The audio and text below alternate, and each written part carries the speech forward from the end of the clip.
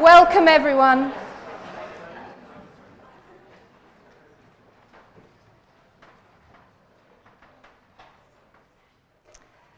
Welcome to John Wesley's magnificent new room. I'm Claire Doherty. I'm the Director of Arts Producers, Situations. And on behalf of Situations and Bristol Festival of Ideas, I'm really delighted to welcome you all here today to the first of our Public Art Now events. I'd also like to welcome our online audience who are watching the lecture live streamed via This Is Tomorrow. In particular, our live stream partners on the Isle of Skye, hello, and those of you joining in your pyjamas in New Zealand and Wellington, and also in your pyjamas in New York for different reasons.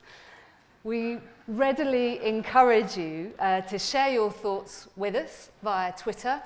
I won't be perturbed, nor will Jeremy, if you get your phones out. I will assume you're not taking a text message, but you are tweeting, and the hashtag is Public Art Now.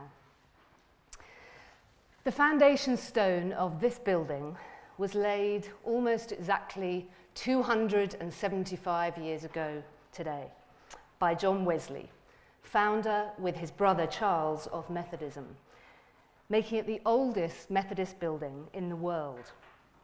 Now, Wesley, until that period, had preached outdoors, hence this name, the New Room, a meeting place to hear and discuss ideas, a great place for this to be a Festival of Ideas event.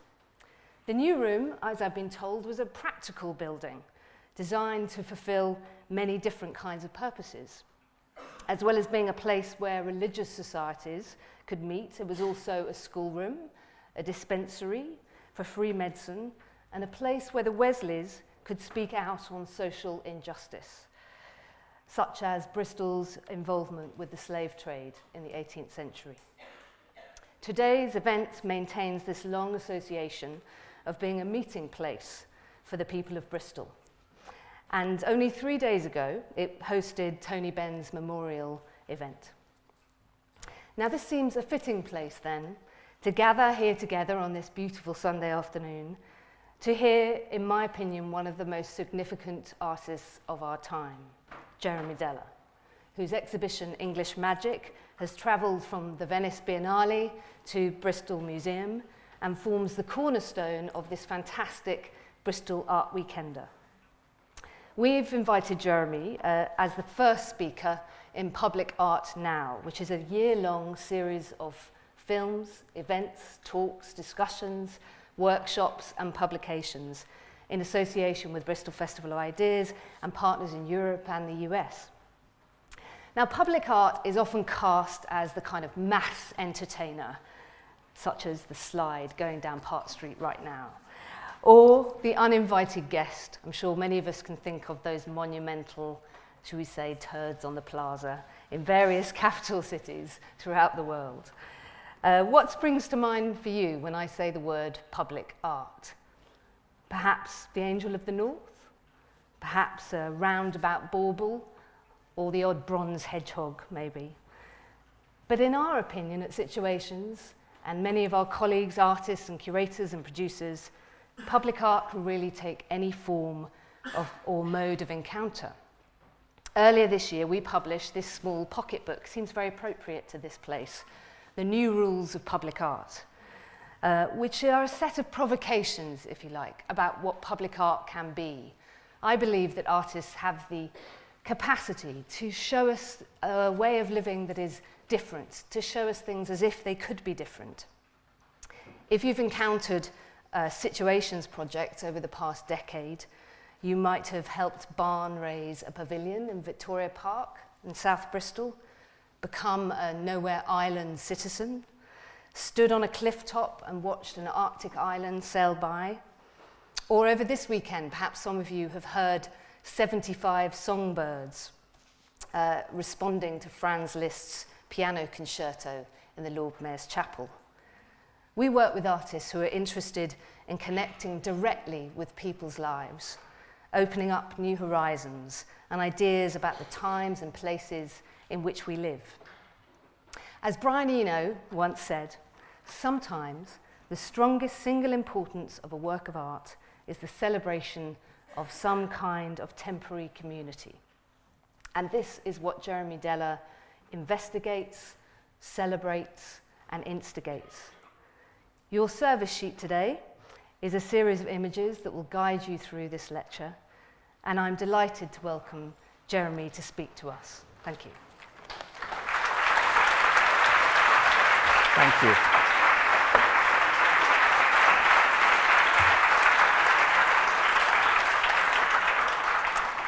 So I hope you can all hear me. I've had a few moments in my career, 3 moments now to date, where I just think, what have I done? What am I doing here? One was when I walked over a little hill near Sheffield and saw 900 battle reenactors practicing Roman centurion moves for a piece of work I did, I'll talk about. The second one was when I was towing a car bombed out in Baghdad through the streets of New Jersey with a former soldier and an Iraqi civilian absolutely petrified about the public reception. And the third one is here today, when I see you all here. When Claire asked me to do this, I wasn't really sure what I was letting myself in for, but I'm very glad to be here. And when we last did a talk together, at that other amazing place or space in Bristol, the Cube, the projector broke down, and we just had to wing it. And so that's why we thought maybe if we did it here, there's no projector, there's just this. So this can't go wrong, as far as I know. It's all in order.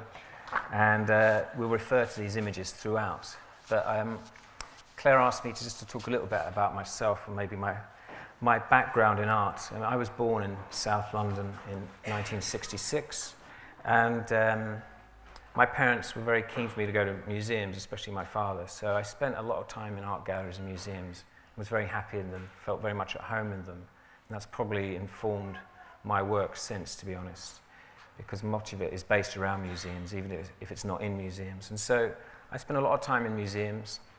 At secondary school, which was a big private school in South London called Dulwich College. I went to school with Nigel Farage, if you can believe that. He was 2 years ahead of me, and I vaguely remember him running around a lot in military outfits because he was in the CCF and a very vocal and active member of that, and he would run around shouting at people and so on. So I remember him. He's 2 years older than me, and I obviously don't look quite as old as him, maybe, but or as young as him. But when I was at school, I was not encouraged to study art. In fact, quite the opposite. I was sent off to do pottery for a year after 1 year of doing art. And so I studied art history, and that really became something very special to me because it was the closest I could get to being an artist or being around art. And I liked history as well. And I think that's stayed with me ever since. So I studied art history at college, and then in 1986, I engineered myself to go to an Andy Warhol opening in London, his last visit to the UK, where he signed some things for me. I met him very briefly, but also met some of his entourage, and then met them a few days later and ended up in New York about a month later at the factory, just hanging around really. And that really told me that art, as an artist, you create your own world. You create the world that you want to inhabit, and you can more or less do what you want. So that really was my art college, because I didn't go to study art in a traditional sense. But that 2 weeks was my 3 years that most people get. So after that, I was unemployed for a long time. And so we sort of go to the first image, really, in the book, which is an image taken in my home in 1993. I lived at home till I was 31. So in 1993, my parents went on holiday, and so at that point, I realized I had to do an exhibition.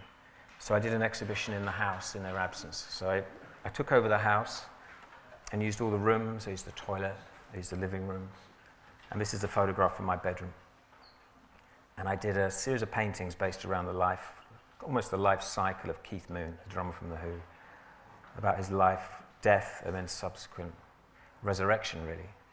So I did that. Like I said, I used the toilet. In the toilet, I had graffiti from the men's toilets at the British Library, the old British Library, which was, I have to be careful with being in this chapel, but it was a mixture of very erudite, learned sort of philosophical argument, but also incredibly filthy and pornographic sort of descriptions and word games and so on. So it was very funny, full of sexual frustration. So that was in the toilet. My parents didn't know about this exhibition. It was on for a week, and about 5 years ago they looked in a book and saw a photograph of their toilet in the book. And my mother was horrified because the toilet seat was up in the picture. So I had a very sort of traditional, middle-class, virtual suburban upbringing. But I knew I wanted to do things, but I wasn't sure if I could call myself an artist, because I hadn't gone to art college, but also I didn't have the traditional skills that an artist should have. So I just started doing little things here and there. And the exhibition in the house was such a lovely thing to do. It was such an easy thing to do. I actually don't like putting on exhibitions. I find it very stressful being around screwdrivers and hammers and ladders and things like that in the way that I don't like DIY. So when you're installing a big art exhibition, it's like some huge DIY project, but with very valuable objects. So I just made a lot of small things, did lots of prints and so on. And then I had an idea for a music event, for a brass band to play acid house music. This was in 1996. And as soon as I had this idea for a brass band to play this music, this image came up, like a vision, maybe I could call it a vision, of how these two music movements related to each other, in the sense that brass band music and acid house music, which is an 80s form of dance music for people that don't know, sorry, I should explain these things. It's a mid to late 80s form of dance music that became very politicized, but also was involved in a real kind of grassroots movement. It wasn't top down, it was definitely something that happened on the streets, basically, but also became very quickly criminalized because of drug use. And then, of course, brass bands had this connection with trade unions and with the miners' strike and so on, and so they became part of this sort of media hysteria over politics in the 80s especially. So I saw these two movements of having a lot in common. So this vision was like a diagram, which is not in the book, by the way. I should have put it in. But so on one hand you have acid house, then you have brass bands, and then you have this sort of spider diagram connecting them really. And they kind of meet in the middle with a criminal justice bill, but also with this idea of folk music and community. And the fact that in a way, one is one is industrial music, brass bands, even instruments that even look like parts of factories. And acid house music was all digital, more or less, and so it's a post-industrial music. And so a lot of these parties, big acid house parties, were happening in places that had been factories or warehouses. They're happening in these post-industrial areas. So I thought there was a massive connection between the two. So if you look at the second picture, the one we've managed to decapitate Prince Albert, that's the band I work with. They're called the Williams Ferry Band, or they were at the time, from Stockport. Now, this taught me the biggest lesson of my life as an artist. I was so nervous ringing up the manager of the band. I didn't know what to tell him, really, in terms of what I wanted to do, because I just thought he'd just say, that's nonsense, get out of here, basically. But I rang him up. I said, look, I want your band to play this music. I just called it electronic music from the 80s. And he just said, yeah, okay, we'll do it once. And we'll see how it goes. And if it goes well, then we'll keep doing it. And that taught me, really, it sort of liberated me from making things or having to do exhibitions. It made me realize that actually the public, on the whole, are very, very interested in art, in artists, in ideas, and just doing something slightly different. So from then on, really, I felt I never really looked back, and I realized that actually it was easier to do stuff with the public, and also in the public realm, than it could be in galleries and museums, much that I love them. So that's the band on the top. When I went to see the band play, it was quite amazing. I saw them play in a beautiful concert hall in Birmingham, in the Symphony Hall, I think. And there's a woman in the front row, quite an elderly woman, doing her knitting as the band were playing. And there were people asleep and reading and all sorts, but no one was really paying much attention to this band, these great young guys. It was an all-male band at that point, it's not anymore. All playing really beautiful music and very, very skilled musicians. So when I saw that, I was so shocked. And of course, if you see in the bottom image, that's what it's like when we play concerts. They play to like a big audience, often people on their feet, dancing. So they play to people their own age, more or less, because like I said, they're quite young guys. And that was something that really excites me, and it's probably some of the most happiest memories as an artist of working with a band or hanging out with them when they do concerts, because they're treated like rock stars almost. And at that point, I was very happy as well, because I felt not only was I liberating myself from being an artist in the traditional sense, but it sort of left the art world as well. Whatever the art world felt of this, and as it was pretty well received. It didn't really matter because it had worked in public and people had enjoyed it, and in a way it passed that test. So any criticism that came after, and there was a little, just didn't mean anything to me. So really this gave me a lot of courage to work further with the public and do things rather than make things. So I'm probably best known for the project that Claire mentioned, the Battle of Orgreave. That's on the next page. So it's images 4 and 5. I remember the miners' strike as a young person. I think I was 18 when it was happening. And I remember being in Britain. I was doing my A-levels, but I remember having the divisiveness of it, even in living in South London.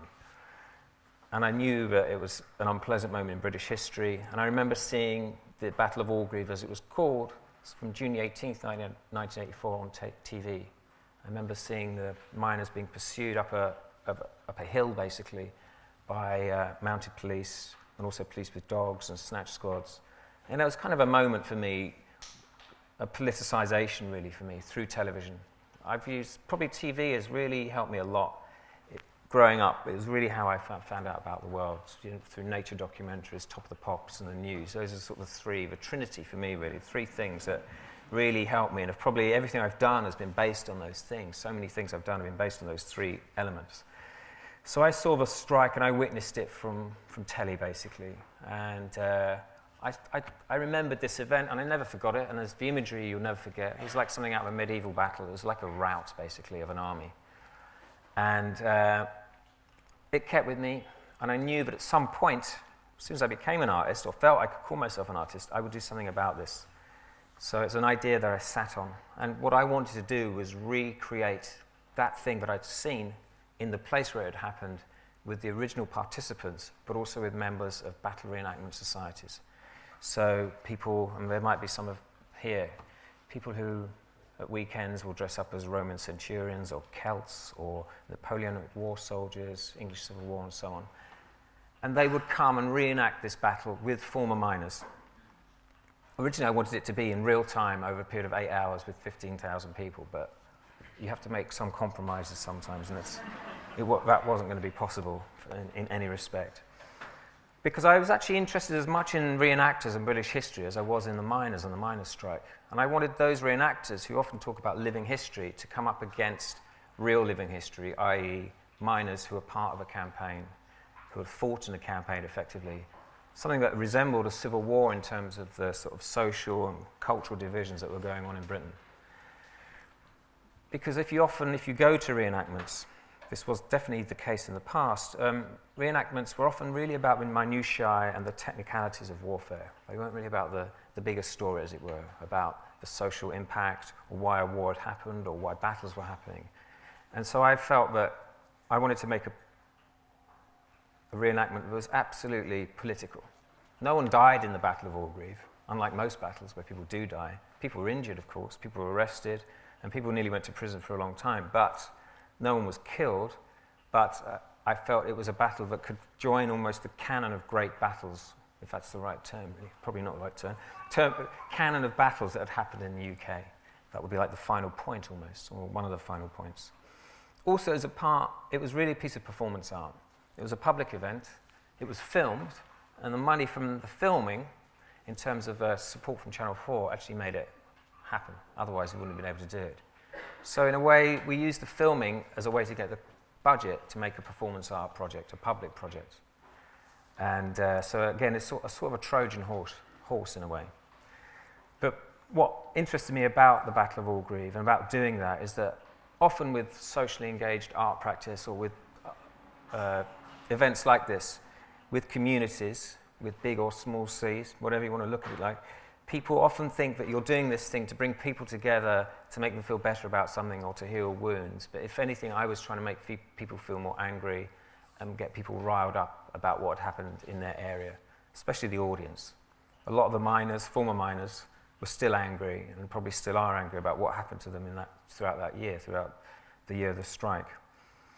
Also, the bottom, I should explain, the top image is from the strike. It's a very famous photograph from Orgreave of a policeman having a go, a striking miner having a go at a policeman. The bottom image is from the reenactment. what I wanted to do also was have a sort of a, you know, when the police, when there's some sort of terrible crime has been committed, a child has been abducted or some terrible murder, and the police have no idea really what happened. They often reenact the crime for the public, for TV, but also for the public to go and watch. And I felt that's what I was doing, really. I was doing a sort of crime scene reenactment, but with 1,000 people, not with half a dozen. And also, in a sense, it was like a post-mortem. It was like digging up a body and giving it another poke about and have a look at it, just to see what really happened. So in a sense, it was a piece of like open research. As a reenactment, though, it wasn't particularly accurate to what had happened during the strike, because if you think about it, it's almost impossible to reenact a riot. It's a contradiction in terms. And I enjoyed that, and I enjoyed the absurdity of it as well, the fact that it could go horribly, horribly wrong quite easily. All it could take was one punch thrown in for real, and the reenactors would get very angry about that, and they did. The night before, we had a rehearsal, and they were absolutely terrified that actually some of the miners were going to try and start a real riot or some sort of mini revolution in Yorkshire. But of course, that didn't happen. They knew exactly how far to go, not go over the edge. But it was quite scary for a lot of people, which is exactly what I wanted. So from that to an image on the next page, which might not seem to have much connection, the top image. This is a photograph that really is about the process that the miners' strike was about the battles of the miners' strike are being fought out here in this image. I'll let you look at it for about 30 seconds, because it really is an image that you could study for your whole life. I mean, I could talk about this image for hours, but I won't, I promise. This is an image taken in 1973 of Adrian Street, who's on the right. Some of you might remember. He was a wrestler who had this very outrageous persona, this sort of slightly cross-dressing, slightly transvestite persona, glam rock persona. And it's an image of him in 1973 going back to the mine where he worked and having his photograph taken with his father, who he hated, and the mine he hates the culture of mining. He went back because the Sunday People had asked him, where would you want to be photographed with all your gear on? And he'd obviously been waiting for years to have this opportunity to do this, and he said, I want to go back to where I've come from, basically, and show the people what I've made of myself. So in a way, it's an incredible revenge photograph. It has echoes through art history as well of the painting by Holbein called The Ambassadors, which you might know, or Adam and Eve, all these, Return of the Prodigal Son. There's all these elements to this picture. It's so complex for me. But really, like I said, it's about revenge. But also, as an image, it's really about Britain and how Britain is trying to change, or the changings that are going on in Britain, going from being an industrial culture to a post-industrial culture, one based on heavy industry, like mining, going to one based on entertainment and services. But Adrian is doing this on his own, basically. He left home at 15, went to the mine, then left the mine and went to London and sort of set himself up as a bodybuilder, became a gay icon, even without realizing it at the age of about 17, 18. He had no idea what homosexuality was, he told me. Became this gay icon, was always wrestling, and then gradually became more and more famous as a wrestler because of his outrageous look. So what you have here in 73 is like almost the height of his glam rock look. He then went to America and is still alive and still wrestles at the age of 73, or 74, I think. So he's still out there, and he's tiny. He's about my height. He's about 5'6", but he's the most intensely physical person I've ever been around. He just exudes threat and menace and physicality. And hence this look on the left. If you go back a page, this is one of his looks. When he went to America, the look became more and more outrageous and bizarre. And one of the acts he did was to kiss people in the ring, to kiss, and also to put makeup on them when he knocked them out and so on. So he had this huge act going. But I really think that as a person, the struggle that he went through, or the fights that he went through, were more or less the same as the fights that the whole country were going through at the same time. It was just mirrored in this one person's sort of attempts to leave his industrial base. So I made a film about Adrian, and if we were talking in a darkened room, I could show you a little clip of that, but unfortunately I won't be able to. But I think this photograph, for me, is the most important photograph taken after the war in Britain. in the fact, even, kind of accidentally in a way, in that it sums up really what's happened to this country, especially in the 70s. Because as a child, I remember the 70s really being, or the early 70s really being about miners' strikes and blackouts and glam rock, and there you have it in that one image. I mean, the way he's lived his life, he's a treat really for anyone wanting to make a book or a film about, because he's totally documented almost every day of his life, all the outfits. He'd walk around the US dressed like he is in that picture beforehand, always showing off, getting people's attention. So in a sense, his life has been a sort of long piece of folk art performance. And he's very aware of himself. And I've been very interested in folk art since I was conscious almost, in the sense that I'm always interested in what people can do outside of what we might call the art world. Maybe it's because I never really felt part of it until quite recently. But also I love seeing art made by children, stuff from sort of village fates and so on. I've always loved that, handwritten signs. And so in about 2000, with my colleague Alan Kane, we thought we sort of self-commissioned ourselves to go around Britain on a journey, finding things that excited us, looking really at the creative life of the country. That's how we saw it. But really things that tickled us. And of course, in folk art, one of the great sort of forms of folk art is the shop sign. And as you see below Adrian, you have this amazing sign from Blackpool, from the pier in Blackpool, a place called Pizza Rut, as opposed to Pizza Hut. And I think what a lot of folk art does is inverts order. And it has a sense of chaos to it as well. But definitely order and power is inverted. So here, this is a great example in a sense, because you're actually making the name of your shop or your food outlet a criticism of the food itself. And we love that. And that what you can't really tell from that pizza is it's huge. It's about 5 foot across. And I don't know what the guy made it with, but it was covered in mold and fungus and fur. It was absolutely, it was genuinely disgusting. And just to do that, I mean, if you go to Blackpool, if you know Blackpool, it is the world turned upside down. And so we were very, very happy to go on this tour, finding things that we liked. Traditional things as well, because of course traditional folk performance is thriving. Mainly, for a variety of reasons, mainly because of the internet is a very good way of publicising things, but also because the internet maybe has made people want to have real experiences, in inverted commas, and get out and do things rather than just sit at a terminal. So to be around lots of people doing something or watching something is a very important thing. So you find a lot of them also deal with danger, which in a world where every danger is mitigated or there's a culture where no one can be in any form of danger, it's very exciting, which is a reason why this thing on Park Street is so popular. But that has this sort of heritage in folk performances. So, for example, cheese rolling, where you go down a hill, it's actually very similar, chasing this, what would have been a piece of cheese, but is now, I think it's made out of wood, and injure yourself. There's Ottery St Mary with the tar barrels and so on. I mean, super dangerous things that occur for one day at least in the year. You can have this sort of dangerous, exciting time. Also, so I think a lot of contemporary art, what we were also interested in by making this exhibition, it's called Folk Archive. And I think there might even be books of it down there. I'm not sure, maybe not. There are books there. And I will sign any books later if you want anything signed. But what we were really interested in was doing an exhibition and a book that was almost a challenge to artists. Because I think in the art world, especially in London, you kind of get wrapped up in this small scene. And you think that is it, but actually you're just a tiny, tiny part of art production in the country. And also we're very aware that artists have taken a lot from folk art, the forms of folk art and the appearance of folk art. So we were looking at that as well. So in a sense it was a challenge to the art world. There's an aesthetic challenge, but also there's a lot of fun. There's a lot of fun to do and a lot of fun to go to places and meet people.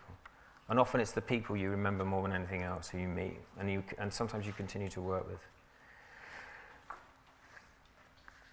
In my little introduction, I mentioned there's something going around America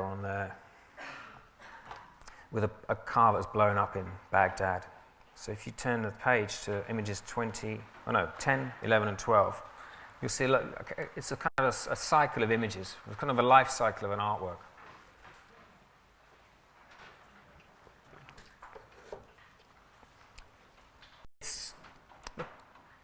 However it's sort of celebrated you think you might be as an artist or successful, there's always times when things go wrong and you basically fail at something. I did a section in my exhibition a few years ago called My Failures, which is basically all the projects I wanted to do but couldn't for whatever reason. So for example, there was a life class I wanted to do with and have Iggy Pop as the model, or to make these sort of Stonehenge like monuments around the Olympic Park, and all these sort of different things. And one of the ideas I'd had was to put a destroyed car from Baghdad on the fourth plinth. I'd been shortlisted with this idea about 6 years ago, and it was one of 6 ideas that were shortlisted, and they were going to choose 2, and it wasn't chosen. So that first image you see is actually a piece of Photoshop, not done by me because it's very well done, and of what it could have looked like. So that's an image taken from Iraq of it looks like a people carrier that had been destroyed in a bomb attack. Like I said, it didn't happen, and it was a pity, which in a way at the time was a pity, but I wasn't surprised, because in a sense it's an incredibly irresponsible idea to put something like that on the fourth plinth. It could have been the target for who knows what kind of behaviour, and it could have been almost a public order issue. I just didn't know, but I felt that it's something, the fourth plinth really isn't about art. It's not even about sculpture almost, it's a public forum for something. And I felt that I wanted to put something in the public eye that you wouldn't get to see unless you were a soldier or you worked for a charity and you'd been to Iraq. You would not get to see these things. You see them on TV, and of course when on TV, because of the kind of strict rules about what you can see on television, you don't see dead bodies, but you do see cars that have been blown up. And in a way, the cars replaced the body, is the cipher for the dead body. So I wanted to bring something that was really big and ugly and disgusting and just chuck it, plonk it really in the middle of London for thousands, hundreds of thousands of people to see, maybe millions even. Obviously we know it's almost, I don't even have to explain why when you think of what else is in that square, about the embassies in that square and so on. But like I said, it didn't work out. But then I was, again, I wasn't surprised. In fact, I was slightly relieved, because it meant having to go and find a vehicle and go out there probably, which a lot of people at the time said, there's no way you should go out, people that had been out there. But from that, though, I thought, well, why not try and get a car and do something else with it? Maybe do a museum of the war, even though the war was ongoing at the time. And maybe tour that around Britain or tour it around America. And I did get a car, as you can see in number 11. And I got it in a very straightforward way. A curator from Holland had got 2 cars out of the country. It took him about a year. And he heard I was looking for one to do something, and he said, take this, you can have it. So I didn't have to put myself at any danger or any risk going to Iraq. But then I felt I was putting myself at something of a risk by going across America with this destroyed car, towing it in full view at all times with an American soldier and an Iraqi civilian. So this was in 2009, and it was about a month. And I can honestly say it was kind of the most amazing month of my life, really, doing this. It was actually very enjoyable, despite the subject matter and what we were doing. But we were absolutely terrified, like I said at the beginning of the talk. We weren't sure really what the reception would be. And I think that's the exciting thing about making art in the public realm, is that you really don't know from minute to minute what's going to happen. You can't, if you do something in a gallery, it's a well-lit space, there's security, it's dry, all those things. People, in a sense, know how to behave. But in the public realm, you really have no control over anything, let alone the weather. You have no control over people's behaviour and how they're going to view something. So we went out, and for the first few days, we were absolutely terrified about what we might encounter. Especially because the tour we took went through southern states and went through really Republican areas. We did it on purpose. We thought we'd take this to certain kinds of people, or people that had voted or were supportive of the war. What we didn't do was make it an anti-war piece. We actually made it very bland. As you can see, it was towed with a sign on it which says this car was destroyed in a bomb attack in Baghdad in a marketplace, March the 5th, 2007. I'm sort of making that up, but I think that's more or less what it wrote. So we'd turn up in the town, you'd park up, and you'd give out flyers, and that's basically what we did every day for about 3-4 weeks. And we'll just see what happened, basically. You're just there, and you're just exposed, effectively.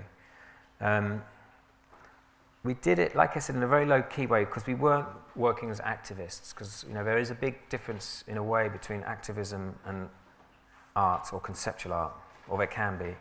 And what we didn't do was go in as an anti-war project, because we felt those arguments were almost too late by then, by 2009. So we were just showing it as an exhibit, effectively. And weirdly, the most negative reaction we got were from anti-war people who felt we weren't anti-war enough, because we weren't at all. They found us quite hard to read, because we were just discussing this thing and meeting people, and of course from a discussion about that object, it's like a conversation piece. You have discussions about everything about the world, really, about religion, about family, about music, culture, and so on. So we had these incredible conversations, some of which were documented, and we made a little film. But we, in a sense, also, the other thing we did, there's a tendency of a lot of art to be, especially art like this, to be over-documented. So there's like 6 camera crews and 6 photographers, and there's 3 people standing around it. But what we didn't want to do was make an intimidating atmosphere by having people shove cameras under your nose and so on. So we kept it very low-key, because we hoped that the idea sort of spoke for itself. At the end of the tour, the car went to a museum for a few months, and then at the end of that, we didn't know what to do with it. And very gratefully, had a sort of ongoing discussions with a curator from the Imperial War Museum. So the image on 12 is the car in the Imperial War Museum. And this was about in 2010, I think. So it sort of went back to being an exhibit. It's not part of an artwork anymore. It's actually, that's in the main atrium of the Imperial War Museum. And when the Imperial War Museum is closed at the moment, when it reopens, it'll be back in the main atrium, and it'll be one of the first things you see. So as an artist, for me personally, it's almost the perfect end to such a project, because it went back to being something that people would still see, but also it'd be well looked after. The problem with putting something like that in an art gallery, and for me it is a big problem, and I knew it would happen, was as soon as you put something like that in a gallery, that object, people find it beautiful. They look at the colour, they look at the crushed steel, they look at all the shapes and so on, and they forget what it actually is. And they start relating it to art history rather than to the world. And of course, when you take it on the road, none of that happens. No one's interested in art. They just want to know what happened. I mean, in America, of course, because it's a culture for cars, most people saw this on the road as it was going through California or Alabama or whatever. But the most commonly asked question in America was, what kind of car was it? But then the second one was a much more serious one, was did anyone die in it? And then you got into this whole other conversation. And of course in America, it's a much more militarized country. They had a lot of former soldiers came and were interested in it. Some even had sort of mild flashbacks, but anyway. So if we follow over the page, some of you may have been on this, number 13. It's called Sacrilege.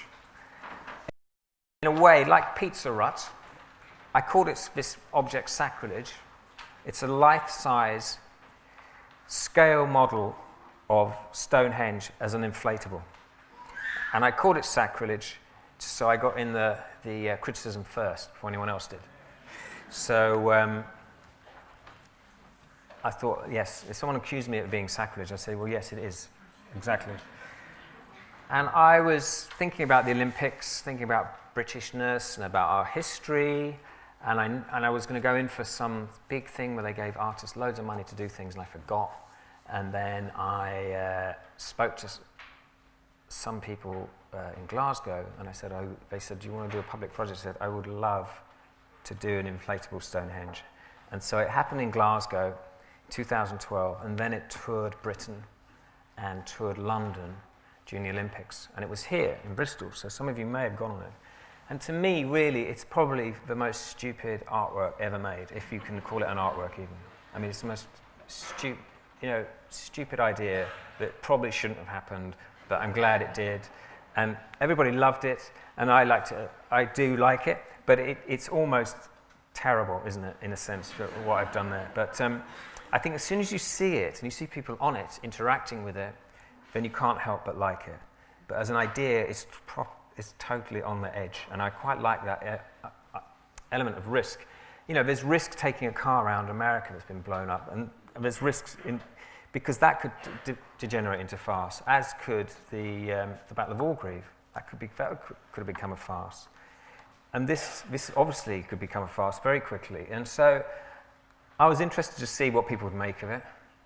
And luckily, as an artist, I am in a very, very elevated position where I can have an idea like this, and someone will actually take me seriously and do it.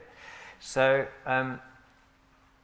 for me, it was really about playing with history, literally and metaphorically, about Britishness, and about trying to sort of maybe not get too pompous about certain things. I mean, Stonehenge, there's a lot of people project their ideas about the world and so on onto Stonehenge, and because no one will ever know, I'll probably be contradicted, what it was used for, what it was there for. We have ideas, obviously. Then that's a great space to work within, because it's not certain, and you can work around that and play with it. And so I was very happy to do that, to play with it. And in a way, for me, Stonehenge, it's like British identity, I hope. You have your own version of it, and you project yourselves onto it, and it can change, and it can be funny, but everyone has their own thing, and no one really knows what it is, and I think that's a good thing. So the picture on the right is just me at Stonehenge. English Heritage do these early morning tours for the public, and so I went on one with the guys that were making it. Obviously, at this point, we hadn't told English Heritage what we were doing, because they might have said that's copyright material, Stonehenge, or something. But we were never sure, so we went with these little bits, these swatches of vinyl, to try and work out what colour Stonehenge is. But of course, in secret, running around, but of course, what you forget is that Stonehenge changes colour. We went on a February misty morning. We didn't go on a sort of a beautiful morning like today, where Stonehenge is probably a golden colour rather than grey. So we've got a grey Stonehenge, as you can see in that picture on the left. That photograph is of a gymnast. I quickly realised after launching it in Glasgow that if you need a distraction on it, otherwise the press will want a picture of me, jumping up and down, looking a total idiot. So I always got gymnasts to go on it when we ever did big launches, and that's what we got. But also I like these images of people almost levitating. There is a mystical element to it, of course, and this enjoyment, because we don't know what Stonehenge was like, but it could have been an amazing place to celebrate something and to enjoy something. And so that's what I wanted with these pictures of these people, these almost out-of-body experiences as they're sort of raising themselves up. So there's a whole series of pictures like that. I know we're doing okay for time, but we're coming to the end. I hope most of you, or some of you at least, have seen this show in up the road at the Art Museum. And the image below this is of the pavilion in Venice. And I called the show English Magic, sort of following on from this, really, from Stonehenge. And I wanted to use, in Venice, there's the Great Britain Pavilion, as you can see, Gran Britannia, but also the Welsh often do a pavilion, the Scottish often do a pavilion, and sometimes Northern Ireland does a pavilion. So I thought, well, I'm going to call this English Magic rather than British Magic, because English is more focused, it's more uncertain, but also it's more of a tricky term. And so I did this show, which I knew really, because you're doing something that's so high profile as the Venice Biennale, you'll get a lot of press attention, and I knew that I wanted to get attention in the UK, so I made the show for Britain, really.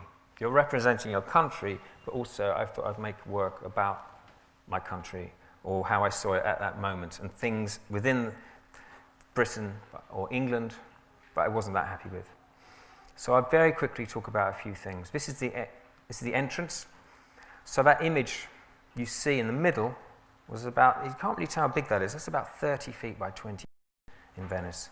If you go over the page, you see the talons of the bird. It's an image of a hen harrier destroying a Range Rover. So it's like this mythical creature coming back to take revenge. There's a lot of revenge in my work, as you can tell, with Adrian Street and so on. So that relates to a story about Prince Harry and a friend, probably, most likely, killing 2 hen harriers in 2007. He was observed by 3 people. One of them was a wildlife officer on a wildlife reserve next to the Sandringham Estate, which is a very unfortunate place to put wildlife reserve. I don't know whose idea that was. Saw these 2 birds, super rare birds, so rare, in fact, that there probably aren't any left in England, being shot out of the sky. If you or I did that, we would go to prison, and if it could be proved. Basically, these birds like grouse, and if you like grouse, then your life is in danger, basically, if you're a bird. And so I thought I'd present the story, but in a slightly different way, more as a mythological thing. And I thought that was quite a good way to look at Britain, sort of the mythology of Britain, but of recent stories, treating them as if they were from 4,000 years ago. So that's why that is there. In the following room, to the right, and if you've been to the museum, you'll see this. There's an image of William Morris coming back from the dead to take revenge on Roman Abramovich's yacht, throwing his yacht into the lagoon in Venice. So Morris as a giant destroying this yacht. And in a way, Morris is a giant, as we know. He's one of the most influential figures in world culture. And I felt that if he'd known about this, he would have come back and he would have destroyed it. And also the thing about William Morris was that he had a quite bad temper on him, and he used to destroy things. He never hurt people, but he'd throw things across rooms and get very annoyed by things. So in a way, like I said, it was a sort of mythological look at the country. The next room had images, drawings by prisoners in Britain, many of whom had been soldiers, about the war in Iraq.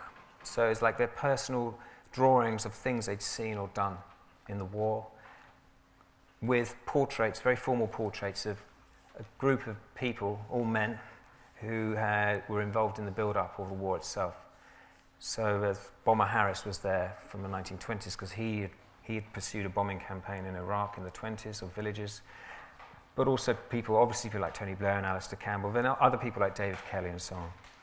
So that's like a very traditional portrait gallery.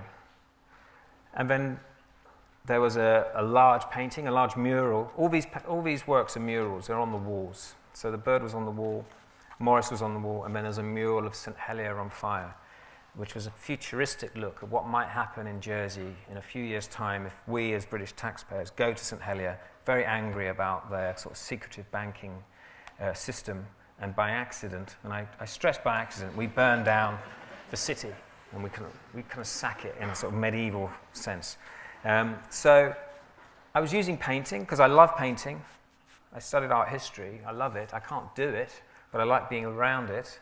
And I think when you paint on a wall, this is what our ancestors did. That's the first painting is on walls, isn't it? It's on caves, more or less. I felt it shows a great confidence in something. And of course, what happens now is these paintings have all been painted over in Venice, and the ones in Bristol will be painted over, and then they'll be painted again when the show goes to Margate. So I like the idea of something being erased and destroyed, and then because they're about destruction. All those images are really about destruction. The final room was based on the Ziggy Stardust tour of Britain in 1972, which started the day before Bloody Sunday. So the whole tour during 72 and 73 was really at a time when Britain was having basically a mainland bombing campaign was happening in Britain. And so you had this parallel worlds. So I had photographs from the tour of fans, and then there'd be a photograph taken from the same day of when Bowie did a gig in Britain of a news story. And most of those news stories, the main news stories from that year, were to do with Northern Ireland. And in a way, I was very worried about that, putting these images of terrorism next to images of rock concerts and so on. there weren't many images of Bowie himself. It was really about the effect he was having on people. But when you saw them together, it kind of worked. But like I said, I was worried because it looked a bit like some sort of terrorist chic kind of thing, or could do. But because there's so many images, it really, for me, it became a room about identity and youth, and how youth is used, or how you, as a young person, you make certain choices about what you want to do. But also, really, it was about these two parallel worlds that were going on in Britain. This amazing fantasy world of the tour, changing people's lives by seeing this great concert, by seeing this person perform like this alien. But also, like, then the hard politics of what was really happening. So maybe what the parents were doing. I've virtually finished, but there's one thing I forgot about that image of Adrian. When I see this image, I thought originally about art history. I thought about Holbein and so on. But actually, what it really is to me, this image, is really like something out of the poem Jerusalem by William Blake, which is about someone coming from, well, Christ coming to show people in Britain, to try and show them the future maybe, or to save them from industrial toil.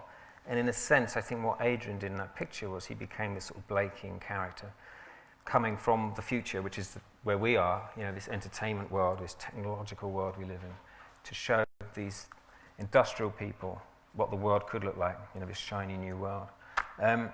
I've basically done. I'm going to take, I think, where's Claire? Thanks for being very quiet, by the way.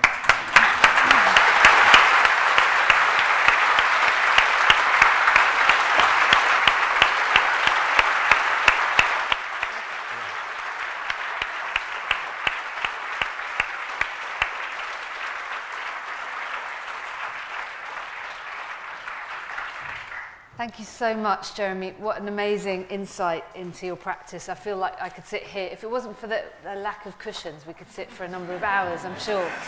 I guess from one of the things I wanted to ask you about just before we open, we've got two mics, one downstairs, one upstairs for questions.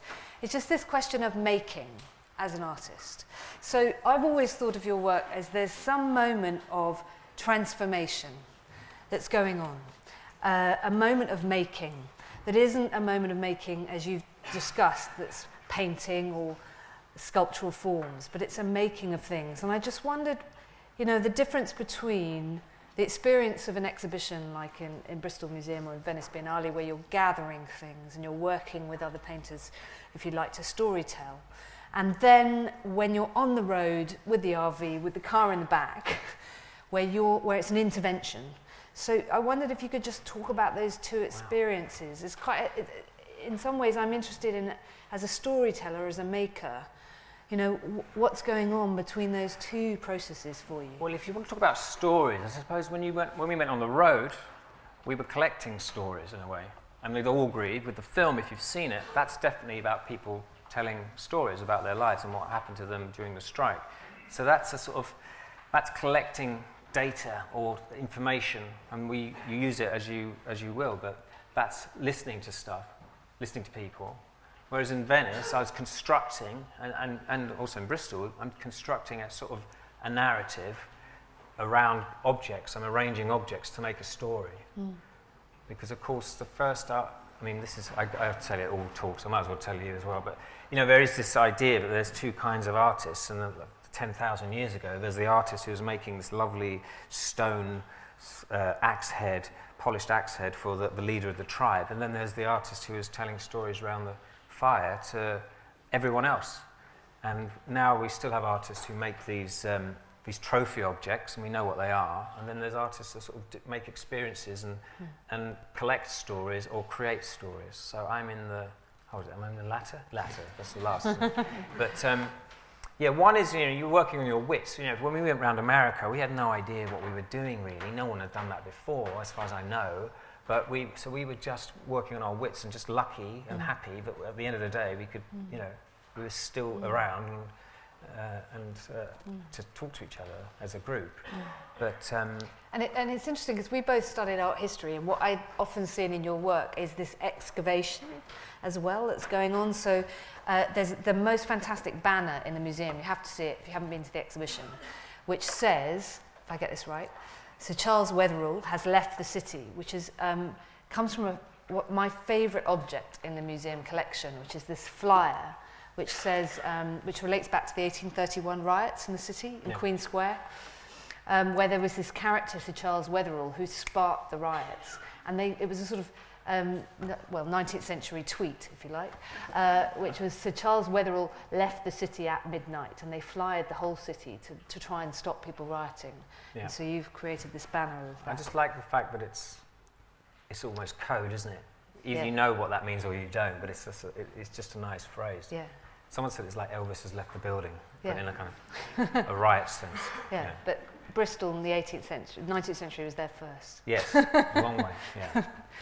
Okay, are there any questions? And we have roving mics at the back. So I'll go downstairs first. If you wave, then I can see you. Yes. Just wait for the mic, we've sorry, got a just mic so here. upstairs can hear you. I'm Fantastic. interested in knowing actually how you make a living. I mean, one of the problems, I guess, with public art is that you're giving it away to a degree. Where's your point of sale? Who pays you? Wow, point of sale, that's very... Downstairs. Yes. Well, you don't make money on books, that's for sure. That's my money.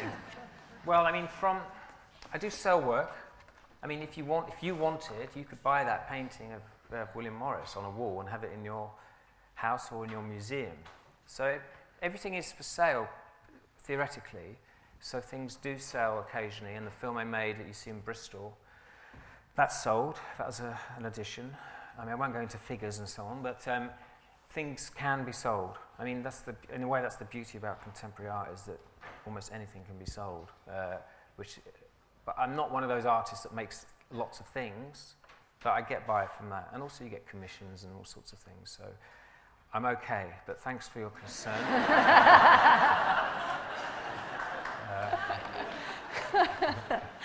Okay, question upstairs. Yes. Libby, can we get the mic here first? Thank you.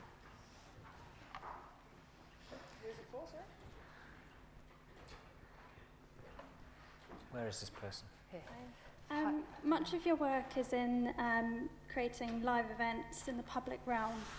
I was wondering why you feel it's still important to make exhibitions, and do you think it's a way of reaching a wider audience? That's a very good question. You all heard that, didn't you? That's a brilliant question, because like I said, I was brought up on museums. I didn't go to play football in the park, I did occasionally, but sport wasn't something that was interesting to me at all. So museums were such a place of refuge for me, and I love museums.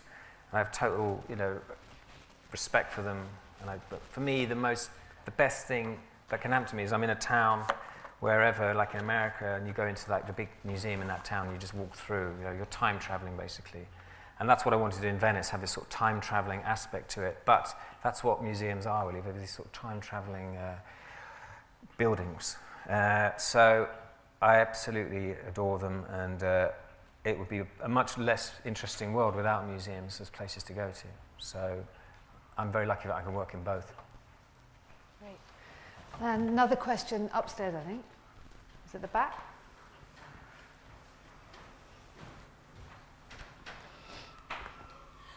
I was very engaged by the portraits by the prisoner people, but I was wondering, did you commission the pictures specifically, or what was the background to The those prison art pictures? Yes. Well, I commissioned them. I went to prisons.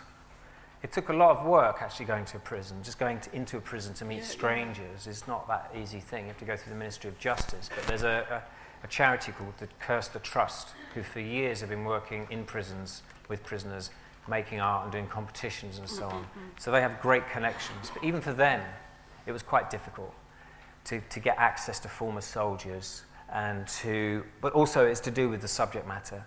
The guy that runs the Kirster Trust is the most positive person in the world. But when I was telling him my idea, I saw his face drop from a smile to a slightly worried look, because he knew that it was the problem was it was the political nature of the work. But having said that, we had very few problems in prisons, and a lot of them wanted to take part. One thing did happen. A prison officer did shred a picture in front of us because he didn't like the look of it. So at any moment, that whole project could have just collapsed because something had happened, and the prisons minister didn't like it or whatever. But I had images that I wanted them to copy, portraits of politicians and so on. But the other drawings were totally up to them, of their experiences. So you get funny things or unusual things in the images, but one is for example, one image is that a soldier saw was of a day before deployment in Wellington barracks in London of soldiers smoking crack, having a drugs party in the barracks, and then another one, in a way much sadder one, is of a former soldier did a drawing of executed Iraqis that he came across one day. People he'd met the day before and given them flyers, and then they'd been executed by, he thought, Al Qaeda that day, and then he discovered the bodies. But I spent, I was near Glasgow. I spent 3 days with a group of guys doing drawings, and you just sit down and talk. Usually what I'd do is you go to a prison, you'd give a talk like I gave you, more or less, so they knew who I was and what I get up to, and then if they wanted to sit down and draw, then that's what happened. And it was very low-key, low pressure. No one was made to do anything. And that's what happened. I mean, we just came up with these great drawings, I felt. Okay. Yeah, another question, Dan. Hi, I want to ask you about the wrecked car, actually. You describe it as being a kind of process from this sort of fantasy on the fourth plinth, which then goes and on tour along with an Iraqi and a US soldier, is that correct? And then winds up back in the Imperial War Museum, and you finish this description by saying how appropriate this was, that it was returned to a kind of status as exhibit, as if it was somehow, by being in the Imperial War Museum, not art. And I found that quite troubling, actually, because at the time that this piece was being shown, it was 10 years after we were marking the 10 years since the invasion of Iraq. And a lot of Iraqi artists were showing their work in the mosaic rooms, for example. I don't know if you saw any of those. In where? The mosaic rooms in London. And I viewed this work with an Iraqi artist called Hannah Malala, who was extremely troubled and perplexed by it. And so I'd really like you to say something more about what you describe as a sort of happy outcome here. For an artist like Hannah, I think this was an extremely difficult piece to see. She described, for example, the way that the art world had pushed to bring this wreck from Iraq across Europe and then to the UK at a time when Iraqi citizens and people would themselves have found it very difficult to get out. And is it not really a bit disingenuous of you to kind of suggest that this could be viewed as being more somehow than an artwork? I mean, wasn't it always going to be an aestheticization of something which you only ever had second-hand experience of? I'll try and... Can I just deal with some of those points? Yeah. There's a lot of points there. Well, the art world didn't have a big campaign to bring it back. It wasn't like that. It wasn't like people were not up in arms. It wasn't, would it come back, would it not come back? It wasn't like that. But it's not meant to be, obviously, I think it's good that it's in the Imperial War Museum. It's a the title of the museum sort of suggestive that if it's going to be anywhere in the UK, that's where it should be. It should be in a place where people can see it around all the other parts of warfare, all the other images of warfare and items from warfare that are there. So I think it is the place where it should be, where people could consider it. Because I mean, the problem with the Imperial War Museum, or as it was it was an incredibly attractive, sort of exciting place, because you had all these there's a tank there that actually had been destroyed and then was repainted to look like it hadn't been destroyed. There's rockets, planes going, it was super exciting. I remember going there as a kid, and you run around. So I think they were very concerned that they should be collecting or trying to get objects that actually showed the effects of those things, those objects, those rockets and so on, and were contemporary.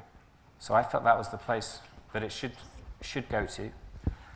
Of course, it's an ongoing campaign, isn't it? I mean, people are still being killed there, but I don't think that should sort of close down your ability or the act of putting something in a museum.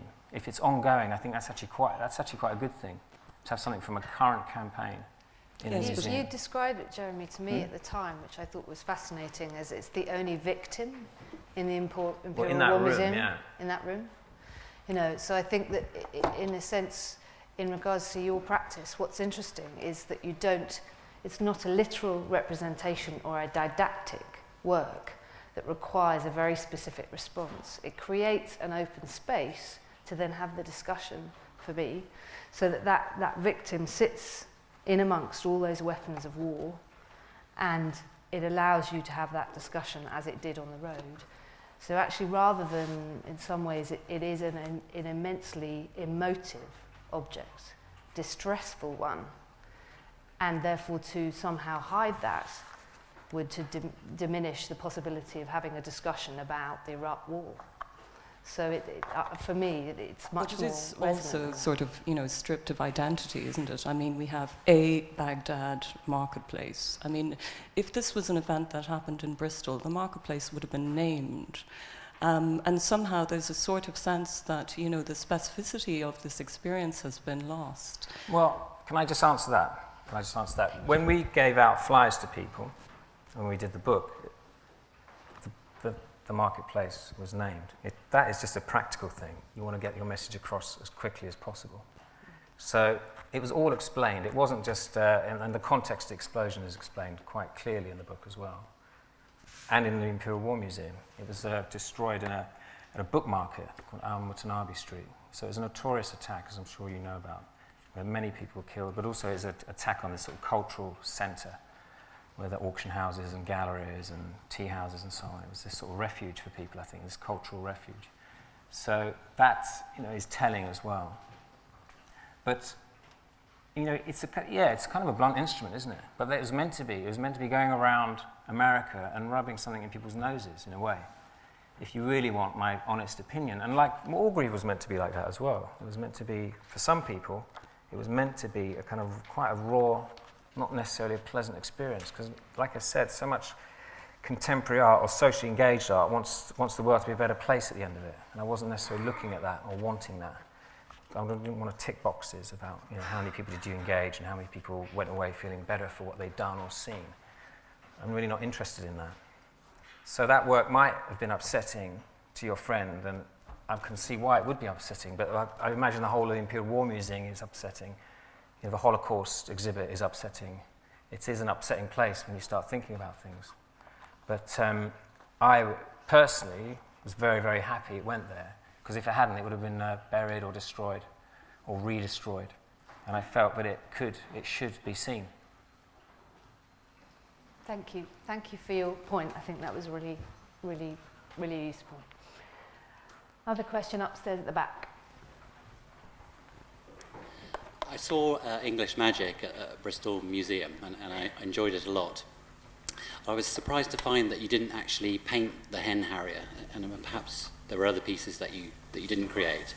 And the guide in the museum, in her words, said, "Oh, he's more of a curator artist than an artist." And I just wondered how happy you are with that description. Well, as a curator? And can an artist be completely removed from the process of production and still have the same credibility as an artist? That's quite a big question, isn't it? I mean, I think that A curator artist is fine. There's nothing wrong with curators. As you can see, they're fine. But I was arranging things, and my strong point is not painting, and I've never made out that it is. And the people that I work with always get credited. It's not as I'm pretending I painted those things, because I'm not capable of doing that. And I like working with people who are very good at what they do. So it's quite exciting to work with someone who can do those things. So I was quite, curator's fine. I mean, like I said, I love museums, but I love using some of those objects, some of those axe heads in slightly unusual ways, and Neolithic flints. You can take liberties as an artist when you do things that most curators in museums would not be allowed to do. So I'm sort of exploiting that position I was put in. Thank you. I think there was someone at back there, yes.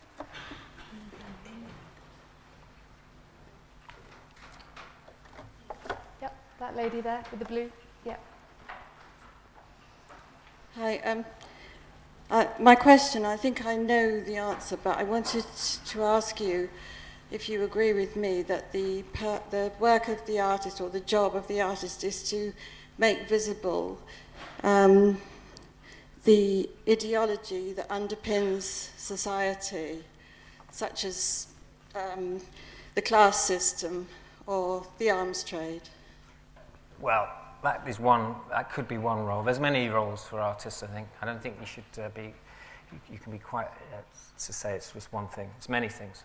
For some people, it's to make nice-looking, beautiful things that are uplifting, but it can be many things, and that's what's great about being an artist, is that, on the whole, you can more or less do what you like within legal parameters. Yeah. So, I think it's many things. But maybe that show, I do a little bit of that in Bristol, but I like to do other things as well. Probably. It just seems to me that that's what your work achieves. Well, thank you. That's one thing I'd like to do, I suppose. That's one thing I'm interested in. Probably time for just one last question. Oh my God. Yes. Okay. Wave really hard if I'm not seeing you, because I can't see everybody. Here? Yeah, okay, one up here, one down there. Yeah. Okay, hi. I wanted you to talk a little bit more about failure, because I know you mentioned it in context of Iggy Pop, and I don't know whether Iggy just refused the invitation or the plinth piece. Yes. And so it kind of seemed like they were failures because they just weren't selected. And I wanted to hear a little bit more about your experience of failure in your artwork. Right. Maybe there aren't any, because that's a good last question. You make great work, but I was curious to hear more. Well, no, I mean, it's good to be knocked back. However brilliant you think you might be, to be told you can't. Actually, that's not right. We don't want that. I don't mind that. It happened recently.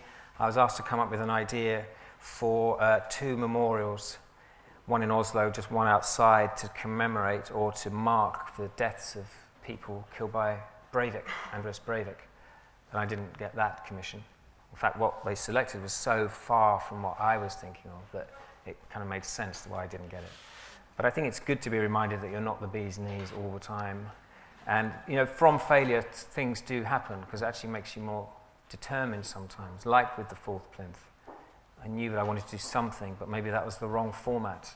Maybe it would be something else, something more interactive in a way, something that was slightly more risky, potentially, by going on that journey, going on a road trip with something. So I would always recommend artists of any age to go in for competitions, to go in for prizes, to go in for anything, because you never know what's going to happen. So, for example, probably my 2 biggest projects, or earliest projects, like the brass band and also the Battle of Orgreave, were both commissions from people who had no idea who I was. I just wrote in the idea. Art Angel did the Battle of Orgreave, and it was the Blue Coat in Liverpool did Acid Brass, and I just sent a very short description of what I wanted to do, and it worked. But for everyone that works, there's a bunch that don't. But it's good to it just keeps the mind sort of whirring, doesn't it, I think, so by putting things on paper. But it is annoying to write an idea on paper, because you're sort of killing it when you're writing it, I feel. I'm going to take the last question just down here. Yeah. question. A lot of your work seems to be stemming from the geographical region of Great Britain, obviously, because you're an English artist. And I was wondering if there was a space or a geographical place with communities that you wanted to do future work towards. In the UK? No, I mean in the world. In the world. Because it seems like a lot of your work sort of based around the culture and communities in different spaces, but then it always seems to come back to the UK, and I was wondering if there was other spaces in the back of your mind which you were curious. Probably somewhere in the Caribbean for about 6 months. Maybe Steel Band in Trinidad. Okay. Something like that. I don't actually. Okay. But if I think about it, I'll tell you later. Yeah. Okay, well, Jeremy, thank you so much.